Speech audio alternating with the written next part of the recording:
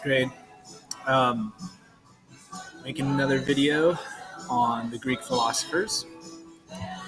So, Chelsea sent me this joke to tell you guys, so I'm going to tell it. What do you call a quiet philosopher? Secret-tease. Good one, Chelsea. And then Mateo gave me this next one. What is a Greek philosopher's favorite sports attire? Soccer tees.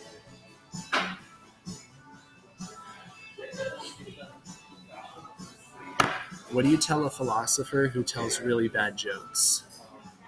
Sorry, what do you call a philosopher who tells really bad jokes? Mediocrities. So dumb. So dumb. I hope you guys know that the students don't actually send these to me. I get them and then I tell them to try to embarrass you guys, because you guys always try to embarrass me by leaving comments about how I'm not funny and whatever in classroom. Not cool. Not cool, sixth grade. Anyways, today we're going to be talking about Plato.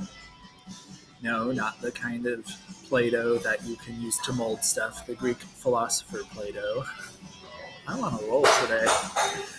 And we're going to be talking about Greek historians and other branches of Greek philosophy. Okay, so yesterday we learned about Socrates. We know Socrates had a student, or he had a lot of students, but his most famous, his most accomplished student was a guy named Plato. Now, Plato's contributions to philosophy are pretty significant for two reasons. Number one, Plato wrote down a lot of Socrates' ideas and attributed them to Socrates. So basically everything we know about Socrates, we know because of Plato. Plato took it on himself to write down many of the things Socrates taught in a book called the Dialogues. Right? So Plato himself taught a lot of Socrates' philosophy through the Dialogues and also through a school that Plato developed, which he called the Academy. So students would go to the school and Plato would be the teacher and he would teach them a lot of things that he learned from his teacher, Socrates. Right? And then, of course, like I said, he had the idea to write down a lot of Socrates' teachings for future generations in a book he called the Dialogues. Because Plato thought it was important that future Greeks understand Socrates' philosophy.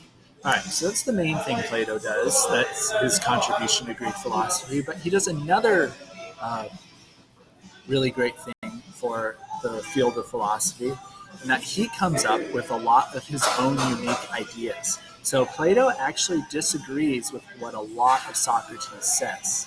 So, for example, a lot of historians think that Plato, out of all the Greek philosophers, was the one who explicitly, or at least very strongly, believed that the Greek gods and goddesses not only weren't important, but didn't exist at all.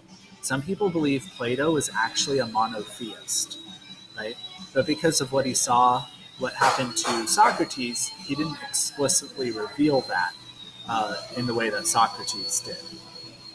Right? So a lot of Christian belief uses Plato, right?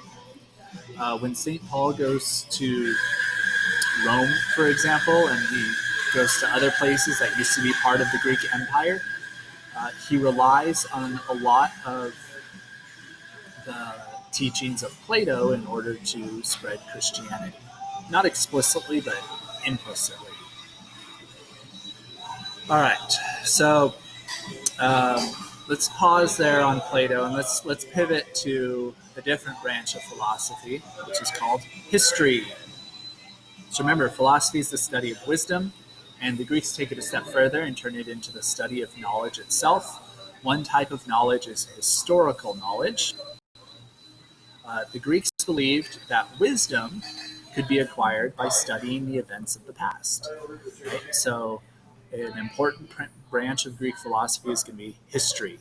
And Greek historians basically did two things to try to gain wisdom from the past. They would record events from the past, and then they would provide commentaries on what they recorded.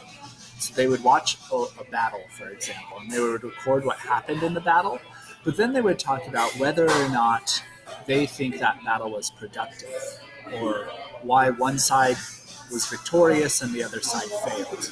Right? These are things that these historians put effort into considering in their writings. So there's two really important Greek historians you need to know. The first one is called Herodotus, and he's sort of like the grandfather of history.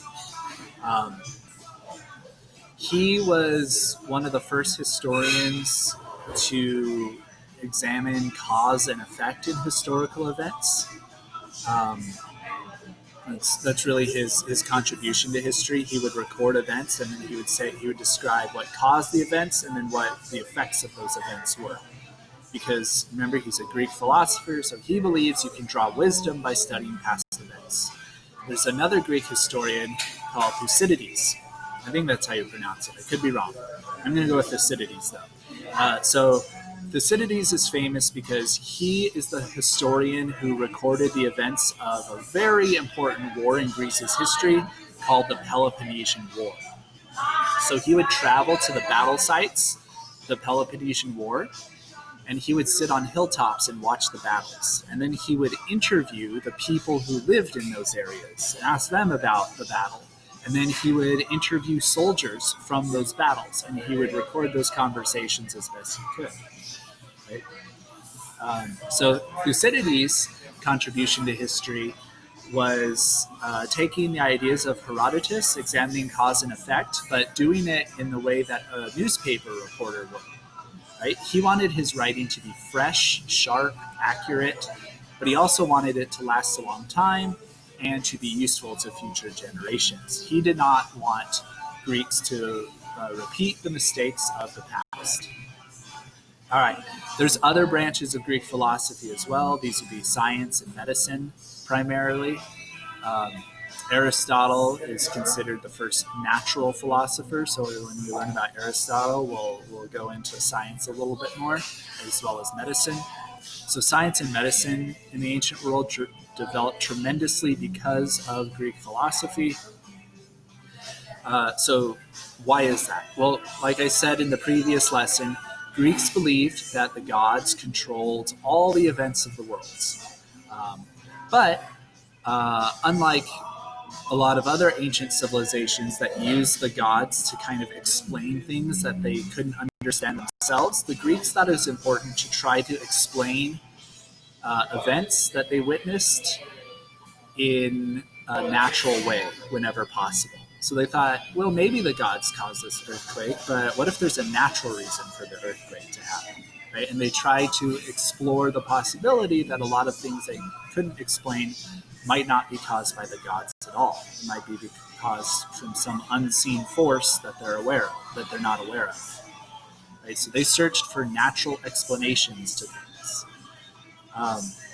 Now, if you're going to try to find, a natural explanation to why an earthquake or a landslide or a flood occurs, the very first step to doing this is to make observations about these events and write them down, right? And then compare them to others' observations about these things.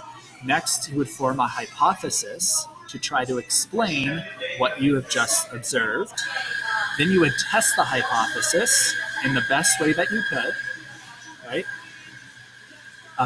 And if your hypothesis is pretty strong, it might last a really long time. Who knows? It might even be correct, right? So a lot of ancient Greek hypotheses about natural causes for events they couldn't explain stood the test of time, or at least lasted for several centuries before they could finally be disproven, right? Hopefully this sounds familiar to you. What I'm trying to say here is the Greeks invented what we would call the scientific method, all right? So even though scientific exploration and knowledge really exploded after the Enlightenment in the Western world, the scientific method itself originated with the ancient Greek philosophers and a branch of philosophy called natural philosophy. All right. So, turns out, this is not a surprise, most of the hypotheses that the ancient Greeks came up with to explain things were totally wrong, right? But again, it's not about being right or wrong for us. Why the reason we care about the ancient Greeks is because of their methods for reaching these conclusions. Their way of thinking was unique and very, very useful. Okay? The Greek way of thinking allowed math and science and medicine to develop at a much faster rate than it had ever developed in any other civilization up to this point. Okay, now we're going to move on to Aristotle, the greatest of all the philosophers, probably. So Aristotle is the one that most people credit with developing the scientific method that we just discussed. And this is because in his writings, he'd make observations about nature. He would travel around and he would collect samples of plants and rocks and animal carcasses to study. He also studied math and logic, government, poetry, politics, drama. So he studied a huge field of different subjects, and he used his method of thinking, his scientific method of thinking, to try to uncover as much information about these topics as he could, and then he would make hypotheses around them. So Aristotle's writings basically became the basis of academic learning for 2,000 years after his life. Right? So for 2,000 years, when you went to school, you studied the writings of Aristotle. Right? Now remember, a lot of his conclusions were wrong. And for 2,000 years, a lot of people thought, yeah, his conclusions, his hypotheses are probably wrong. But what's more important here is that students learn how to think in the way that he did. That students learn to use their reason and logic in the way that he did, because he is the best at it out of everyone.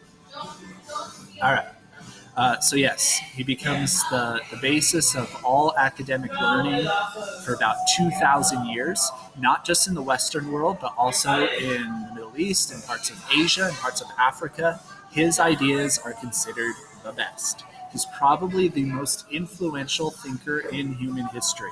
That is not an exaggeration. It would be really hard to come up with any other person who had a greater contribution to human thought than Aristotle. All right, so Aristotle believed that the laws of nature could explain how the universe developed and how the universe works. Everything from how a blade of grass grows to why the night sky appears the way that it does and seems to move, and why some stars are brighter than others. And he also thought it could explain the flow of time, right? Why time flows in a linear fashion. He thought you could use natural philosophy to explain how human life begins and ends and what happens after you die. These are all things that Aristotle developed ideas about, right? He wondered about how the universe came to exist. And he came up with a really famous idea, right? And this idea is called the first cause. He believed that the universe was created by a first cause, right? Something that did not have a cause that came before it, right? And obviously, Christians later on are going to take this idea and apply it to God. St. Thomas Aquinas does this most famously in medieval Europe.